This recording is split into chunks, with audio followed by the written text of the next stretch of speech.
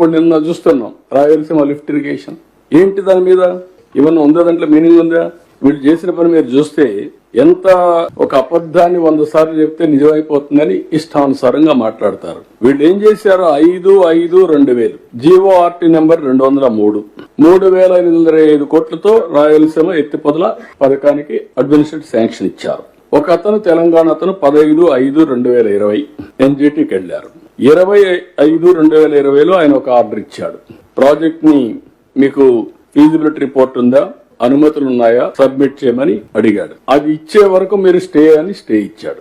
37/13/2020 మళ్ళా వీడు పోయి అడిగితే దానిపైన పాక్షిక సవరణ ఇస్తూ ప్రాజెక్ట్ నివేదిక డిపిఆర్ పిలవండి, టెండర్లకు పిలవండి చెప్పారు. దాన్ని అడ్డం పెట్టుకొని వీళ్ళు మొత్తం వర్కే స్టార్ట్ చేశారు. 29/10/2020 మళ్ళా ఎన్జిటి కంపల్సరీగా మీరు ఈసీ తీసుకోలేదు, ఎన్విరాన్మెంట్ క్లియరెన్స్ స్టాప్ చేయమన్నారు. స్టాప్ చేశారు. ఇది 25/5/2020 ఇచ్చిన ఆదేశాలు మీరు చూస్తే till the report is submitted and application for environmental clearance pending with MOEF and CC is disposed of by them. మళ్ళీ 22/3/2024 డిపిఆర్ లేకుండా మీరు పనులు చేశారు కాబట్టి ఫైన్ వేశారు.